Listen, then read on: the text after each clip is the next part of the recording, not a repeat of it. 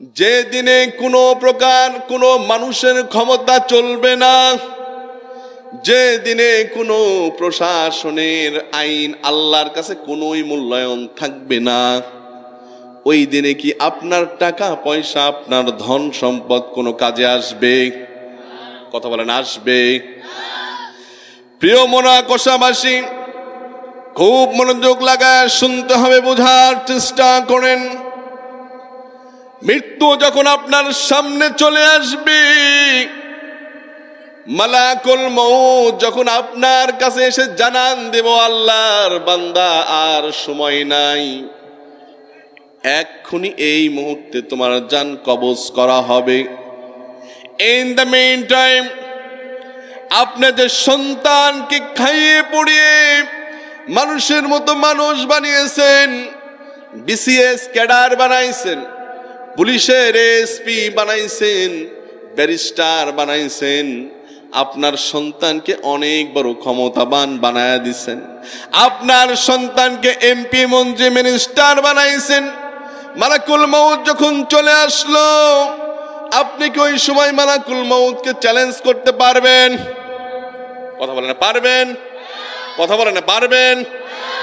ওই সময় কি আপনার সন্তান শ্রেষ্ঠ সম্পদ কাজে আসবে?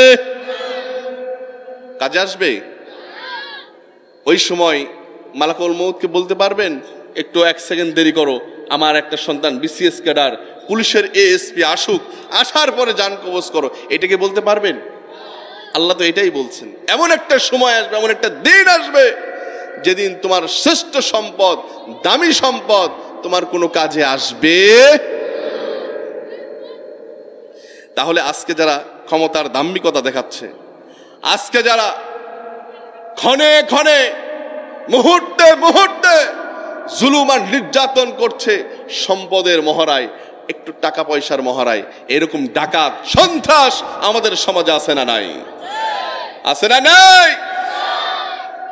আল্লাহ এটাই বলছে, ইয়াউমা লা ইয়ানফাউ মালুন ওয়ালা বানুন, এমন একটা দিবস আসবে যে দিবসে ধন সম্পদ, তোমার টাকা পয়সা, তোমার ট্রিপল পি পাওয়ার, প্রেস্টিজ, পজিশন কোনো প্রকার কোনো কাজে আসবে।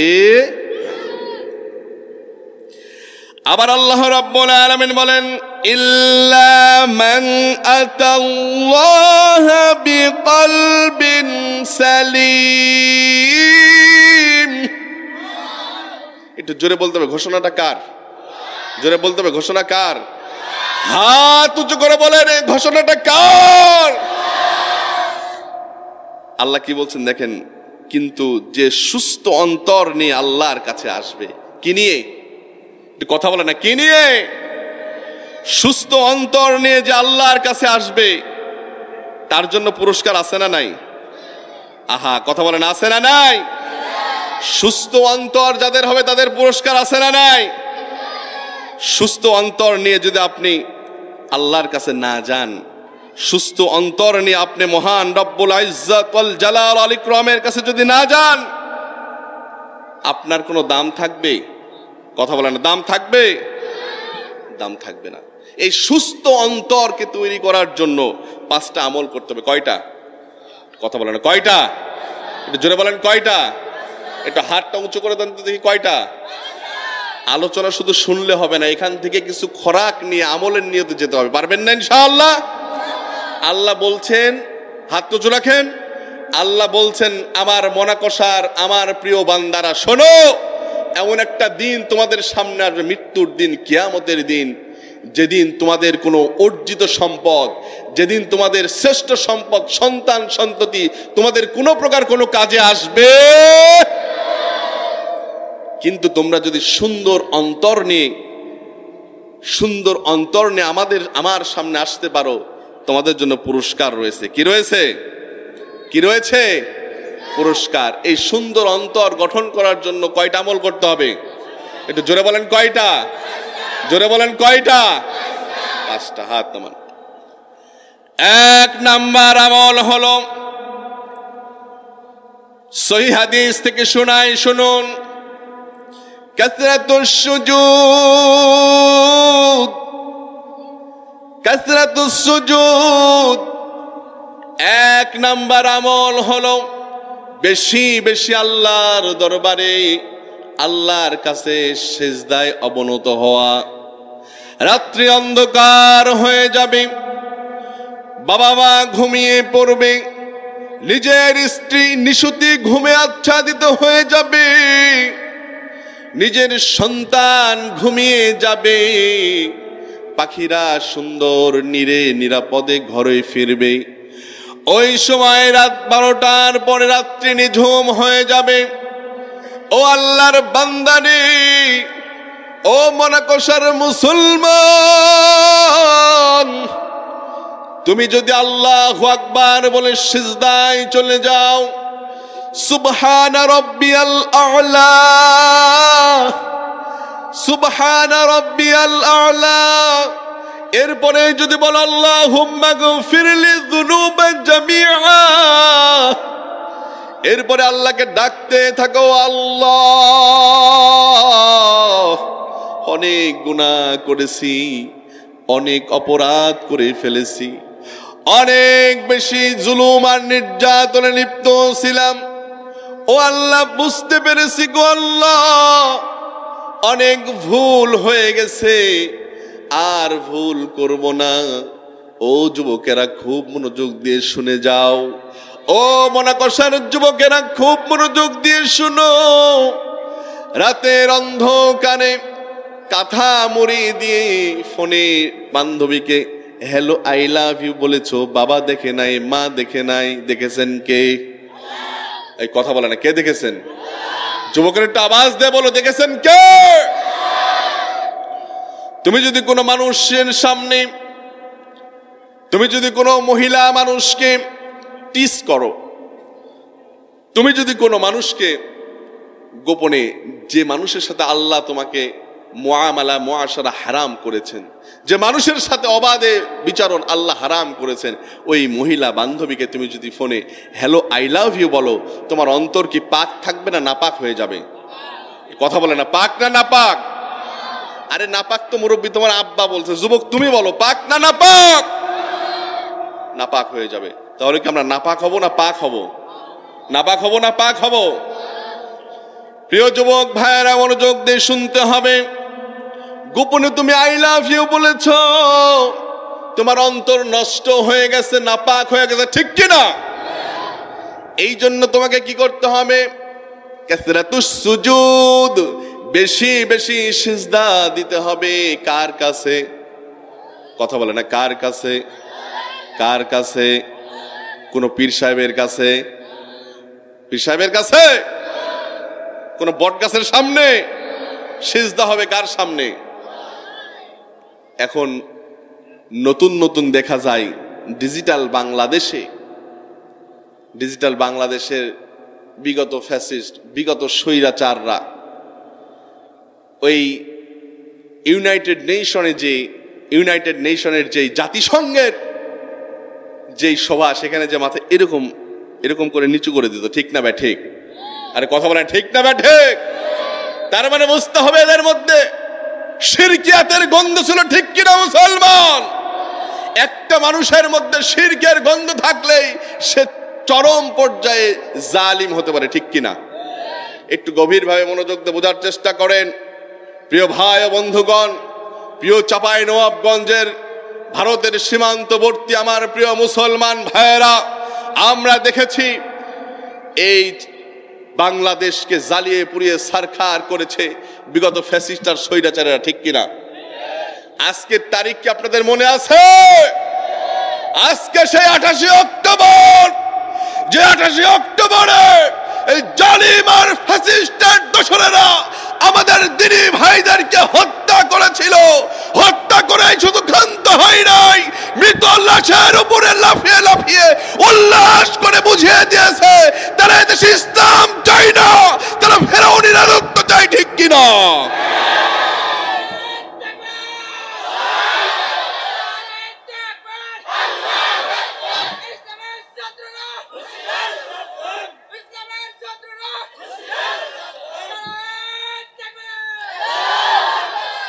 আলহামদুলিল্লাহ বলেন। আপনারা কি রাগ করলেন? মন খারাপ হয়েছে? পরিবেশ ঠিকঠাক আছে তো নাকি ইনশাআল্লাহ? আর এই আজকের মাহফিলের যিনি প্রধান অতিথি, আমার প্রিয় নেতা, আমার আমির মাওলানা ডক্টর কেরামত আলী হাফিজাহুল্লাহ, আল্লাহ রাব্বুল আলামিন আমাদের মেহমানকে যেন নিরাপদে আমাদের কাছে পৌঁছায় দেন। জোরে বলেন আমিন। প্রিয় ভাই বন্ধুগণ, যে কথা বলছিলাম, কোন শিরকের আশেপাশে যাওয়া যাবে না।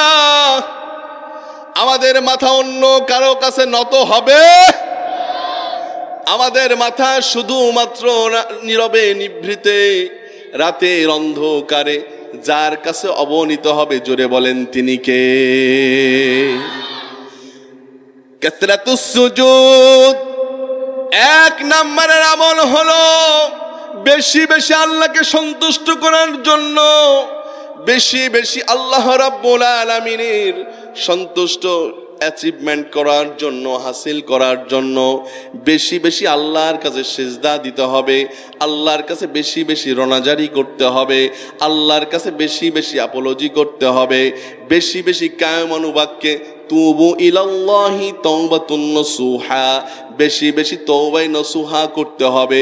আমরা যদি বেশি বেশি তওবাই নসুহা করতে পারি, কায়মানে বাক্যে আল্লাহর কাছে তওবা করতে পারি, আমরা যদি বেশি বেশি আল্লাহ রাব্বুল আলামিনের সন্তুষ্টের জন্য বেশি বেশি সিজদা করতে পারি, যে আল্লাহ আমাদের অন্তরকে পবিত্র করে দেবেন, যে আল্লাহ আমাদেরকে সুন্দর পুত পবিত্র করবেন, এই মুহূর্তে কি সে আল্লাহ আমাদেরকে রহমত আর বরকত দিতে পারেন না?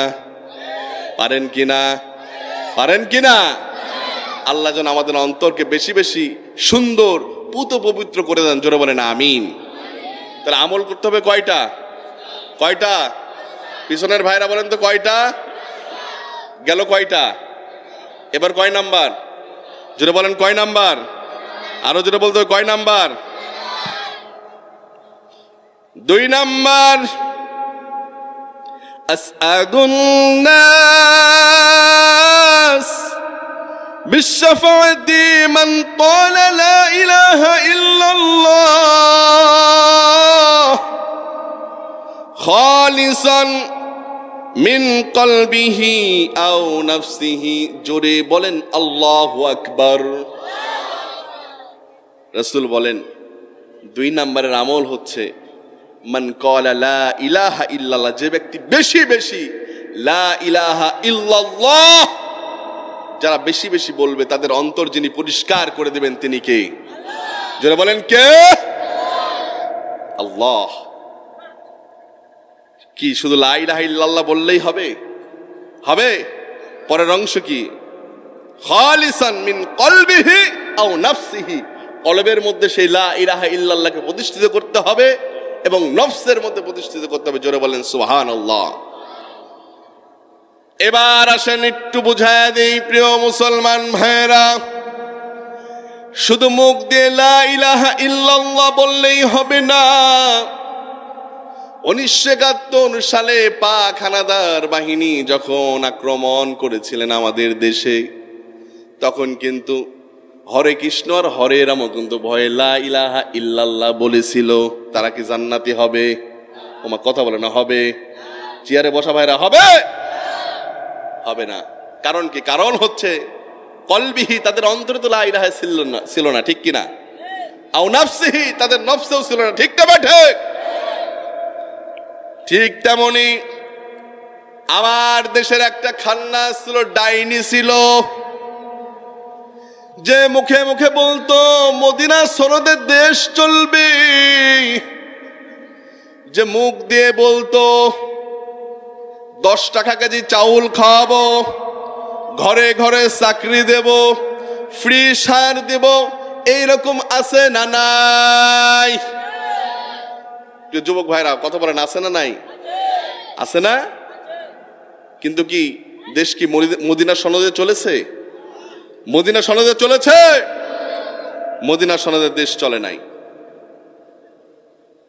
বরং আমাদের সন্তানদের জীবন পাখির বাচ্চার মতো গুলি করে হত্যা করে, গণহত্যা চালিয়ে আমাদের ছাত্রদের যৌক্তিক আন্দোলনকে না মেনে অযৌক্তিক ভাবে বাংলাদেশের স্বৈরাচারী ফ্যাসিস্ট কায়েম করবে, এই জন্য আমাদের সন্তানদের বুকে নির্বিচারে গুলি চালিয়ে আবু সাইদ মুগ্ধকে হত্যা করার মাধ্যমে এরা প্রমাণ করেছে এদেশ ফেরাউনি স্টাইলে চলবে, মদিনা সনদে না। ঠিক কিনা?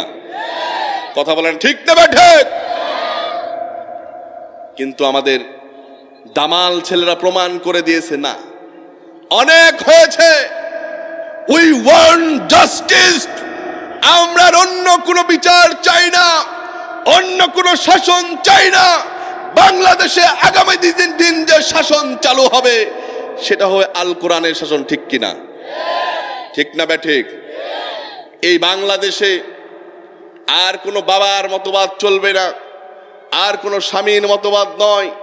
আমরা সব দেখেছি, সব দেখা শেষ। এবার হবে আল কোরআনের বাংলাদেশ। চাপাই নবাবগঞ্জবাসী জোরে বলেন ঠিক না ঠিক? আপনারা কি চান আল কোরআন দিয়ে দেশ চলুক? চান? চান? চান আল কোরআনের বাংলাদেশ হবে? কারা কারা চান তো হাত উঁচু করে আল্লাহকে দেখান।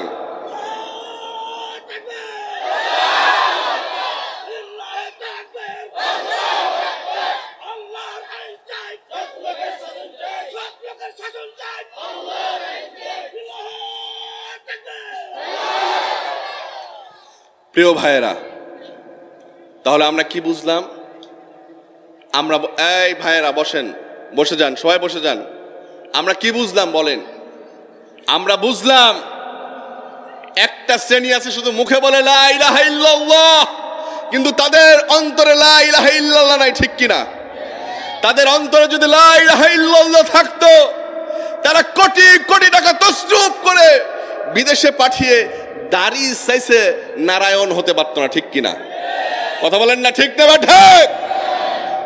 আমরা নির্দ্বিধায় বলতে পারি নাম হতে পারে সালমান এফ রহমান, এরা মুখে বলে লা ইলাহা ইল্লাল্লাহ, কিন্তু অন্তরে অন্তরে এরা হরে রাম হরে কৃষ্ণ। প্রিয় ভাইরা, যেটা বলছিলাম,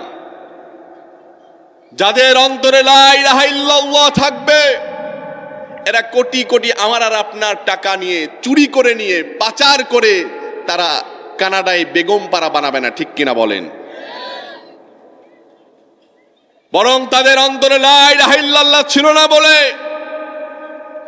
আল্লাহর ভয় ছিল না বলে, তাদের নফসের মধ্যে লা ইলাহা ইল্লাল্লাহ প্রতিষ্ঠিত ছিল না বলে আল্লাহ তাদের অন্তরকে নাপাক বানিয়ে দিয়েছেন। ঠিক কিনা বলেন? নাপাকি থাকার কারণে তো আমরা দেখেছি, আহা হা হা হা, নৌকাতে পালিয়ে যেতে লেগে কট খেয়েছিল। ঠিক কিনা বলেন? তার ডাক নাম ছিল দরবেশ, দাড়ি ছিল এত বড় বড়, কিন্তু অন্তরে যে লা ইলাহা নেই, এই জন্য কামিয়ে হরে রাম আর হরে কৃষ্ণ সেজেছিল। ঠিক কিনা বলেন? তাদের যে মা, তাদের যে বিগ বস, এই ফ্যাসিস্ট আর স্বৈরাচারের যিনি মদতদাতা, গড মাদার,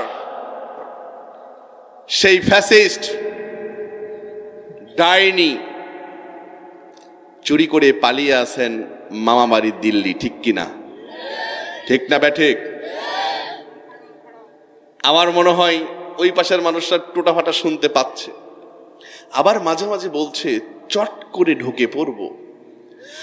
আমরা বলতে চাই চাঁপাইনবাবগঞ্জের মাটি থেকে, আমরাও বলতে চাই শিবগঞ্জের মোনাকষা থেকে, যুবকদেরকে নিয়ে বলতে চাই চট করে ঢোকার দরকার হবে না।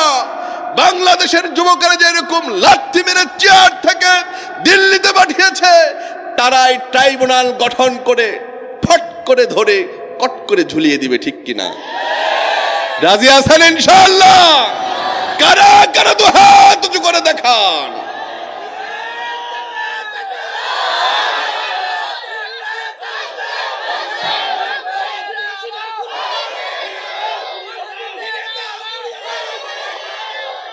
আলহামদুলিল্লাহ, হাত নামান, হাত নামান, হাত। এই তো মাহফিল সুন্দর জমে গেছে।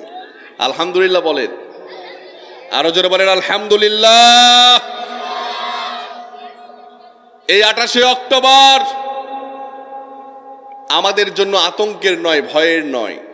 তারা চেয়েছিল 28 অক্টোবরে আমাদের জসিম ভাইয়ের ওপরে, আমাদের বীর মুজাহিদের ওপরে, আমাদের শিপনের উপরে আক্রমণ চালিয়ে তাদের লাশের উপরে নৃত্য করে আনন্দ করে তারা আমাদের অন্তরের মধ্যে ভয় ঢুকাবে। পেরেছে? পেরেছে? বরং আমাদের অন্তর আরো উজ্জ্বল উদ্দীপ্ত হয়েছে, কোরআনের আলোয় আলোকিত হয়েছে। আমরা এটাকে শোক হিসাবে নিই নাই, আমরা 28 অক্টোবরে আজকের শক্তি হিসাবে নিলাম। এরপর থেকে যারা 28 অক্টোবর ঘটনার নীল নকশা করবে, যারা আমাদের কর্মীদের গায়ে হাত ধরে অপচেষ্টা করবে, আমরা কোরআনের শক্তিতে শক্তিমান হয়ে নারায়ে তাকবীর আল্লাহু আকবারের স্লোগান দিয়ে লা ইলাহা ইল্লাল্লাহর কালিমা বুকে ধারণ করে ওরাব্বাকা ফাকাব্বির আল্লাহু আকবারের স্লোগান দিয়ে বাংলাদেশ থেকে সকল প্রকার অপশক্তিকে সমূলে উৎপাটন করা হবে। ঠিক না বেঠে? এই বাংলাদেশে আর কোন স্বৈরাচারের ঠাঁই হবে? এই বাংলাদেশে আর কোন স্বৈরাচার চেয়ারে বসতে পারবে? ইদানিং দেখা যাচ্ছে কারা যেন উড়ে এসে জুড়ে বসতে চায়। ঠিক কিনা বলে? কারা যেন বলে এটা আমাদের মাস্টার প্ল্যানেই হয়েছে। এরকম আছে না নাই? এই কথা বলে লাভ নাই। আজকালকার যুবকেরা, আমাদের সোনার দামাল ছেলেরা প্রমাণ করেছে কোন প্রোপাগান্ডাই যুবকেরা আর কান দেয় না। ঠিক কিনা বলে? মনে রাখতে হবে যে বঙ্গভবনে থেকে যে চুপ্পু বলেছে, অন্তরেরটা অন্তরে আছে। আমাদের সন্তানরাও বলে দিয়েছে। মনে রাখতে হবে গণভবনের থেকে বঙ্গভবন শক্তিশালী নয়। ঠিক কিনা? আমরা যেই রকম ভাবে গণভবনকে উৎখাত করে সেটাকে এখন দর্শনার্থীদের হাসির পাত্র বানিয়েছি, ইনশাআল্লাহ আপনি মহামান্য রাষ্ট্রপতি আছেন, থাকেন, সমস্যা নাই। ঠিক কিনা? কিন্তু এই চেয়ারে বসে যদি আবারও আমাদের সন্তানদের রক্তের সাথে কোনো চক্রান্ত করার নীল নকশা করেন, আমাদের সন্তানেরা বঙ্গভবনকেও গণভবনে পরিণত করবে। ঠিক কিনা? অতএব সাবধান, অন্তরে কালিমা বসান, অন্তরকে পরিষ্কার করেন। বলেন ইনশাআল্লাহ। আল্লাহ কবুল করেন। জোরে বলেন আমিন। কয় নাম্বার গেছে? কয় নাম্বার? লিল্লাহে তাকবীর। কি মনোযোগ রে বাপ রে বাপ। এই জন্য চাঁপাইনবাবগঞ্জে ওয়াজ করতে খুব ভালো লাগে। আপনারা আমাদের খুব আদরের শ্রোতা, কত মনোযোগ দিয়ে শুনছেন। এবার কয় নাম্বার? কয় নাম্বার? 3 নাম্বার, হুব্বুর রাসূলিল্লাহ। আল্লাহ রাসূলের ভালোবাসা অন্তরে থাকতে হবে।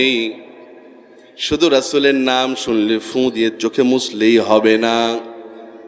শুধুমাত্র 12ই রবিউল আওয়ালে মিলাদ আর জিলাপি খাইলেই ভালোবাসা প্রকাশ হবে না।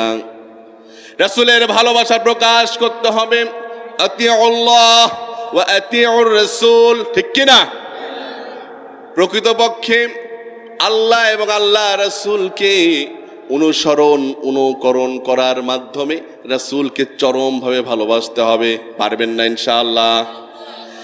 যদি গত ফ্যাসিস্টরা, এমপি মন্ত্রীরা সত্যিকার অর্থে আল্লাহ এবং তার রাসূল সাল্লাল্লাহু আলাইহি ওয়াসাল্লামকে ভালোবাসতেন, তাহলে রাস্তায় রডের বদলে বাঁশ দিতেন না। ঠিক কিনা বলেন? যদি প্রকৃতপক্ষে আল্লাহ রাসূলকে আদর্শ হিসাবে নিতেন, তাহলে আলেম ওলামাদের সাথে বাজে ব্যবহার করতেন না। ঠিক কিনা? আমার আপনার রাসূল বলে গেছেন, আল উলামা ওয়ারাসাতুল আম্বিয়া। আলেম ওলামারা, প্রকৃতপক্ষে যারা আলেম ওলামা হবে তারা আমার ওয়ারিস হবে, তারা আমার রেখে যাওয়া ওয়ারিস। তাদের সাথে তোমরা ভালো আচরণ করবা। তাদের সাথে যদি খারাপ আচরণ করো, ওই খারাপ আচরণ আমি রাসূল আমার সাথেই হয়ে যাবে। জোরে বলেন আল্লাহু আকবার। প্রিয় ভাই ও বন্ধুগণ, এবার বোঝার চেষ্টা করেন, এই আমল তারা তো করে নাই। পক্ষান্তরে আমরা দেখেছি আমাদের কলিজার টুকরা বাংলাদেশের হাজার হাজার লক্ষ লক্ষ মুসলমানের নয়নের মণি, আমার আর আপনার আবেগ আল্লামা দেলাওয়ার হোসেন সাঈদীকে অসুস্থতার নাটক বানিয়ে সুন্দর মুস্কি হাসি দিয়ে ওই যে বঙ্গবন্ধু মেডিকেল বিশ্ববিদ্যালয়ের মধ্যে ঢুকালেন। মেডিকেল কিলিং মিশনের মাধ্যমে আমার আর আপনার প্রিয় আল্লামা দেলাওয়ার হোসেন সাঈদীকে বিষ প্রয়োগ করে আমাদের কলিজায় ছেড়ে নিয়ে গেছেন এই ফ্যাসিস্ট সরকার, ঠিক কিনা বলেন? তারা কি প্রমাণ করেছে? তারা আলেম ওলামাকে ভালোবেসেছে না আলেম ওলামাদেরকে হত্যা করেছে? যারা আলেম ওলামাকে হত্যা করে এরা কখনো রাসূলের ওয়ারিস নয়, এরা কখনো রাসূলের উম্মত নয়, এরা জালেম, ঠিক কিনা? ঠিক কিনা বলেন? এই জালেম সম্পর্কে আল্লাহ কোরআনে কিছু বলেন নাই? বলেছে কি বলে না? বলেন। আল্লাহ রাব্বুল আলামিন বলেন, ইন্নাল্লাহা লা ইয়াহদিল কওমায যালিমিন। আরো আস্তে আল্লাহু আকবার বলেন, সবাই একসাথে জোরে বলেন তো আল্লাহু আকবার। আমাদের যাদের দুইটা সন্তান, কন্যা সন্তান আছে অথবা দুইজন বোন আছে, এদেরকে সুন্দর করে মানুষের মতো মানুষ করতে হবে, পর্দার সাথে রাখতে হবে এবং সুন্দর করে ভালো পাত্রের হাতে পাত্রস্থ করতে হবে। তাহলে যিনি আমাদের অন্তরকে সুন্দর পবিত্র করে দেবেন, জোরে বলেন তিনি কে? জোরে বলেন তিনি কে? ওই আল্লাহর কাছে আমরা বলি, আল্লাহ আপনি আমাদেরকে তৌফিক দান করেন, 5টা আমল সুন্দরভাবে করে আমরা যেন আপনার সন্তুষ্টি অর্জন করতে পারি। জোরে বলেন আমিন। আরো জোরে বলেন আমিন। এবার যারা সুন্দর অন্তরের মালিক হবে, ইল্লা মান আতাল্লাহা বিকলবিন সালিম, কিন্তু যে সুস্থ অন্তর নিয়ে আল্লাহর কাছে যাবে, আল্লাহ রব্বুল আলামিন তাকে পুরস্কার ঘোষণা করেছেন, ওয়া উজলিফাতিল জান্নাতু লিল মুত্তাকিন। আল্লাহ তাদেরকে জান্নাত দিবেন, শুধু জান্নাত দিবেনই না, জান্নাত তাদের পায়ের নিকটবর্তী করে দিবেন। জোরে বলেন আল্লাহু আকবার। আল্লাহ আমাদেরকে জান্নাতি বানান, আমিন আমিন। আসসালামু আলাইকুম ওয়া রাহমাতুল্লাহি ওয়া বারাকাতুহু।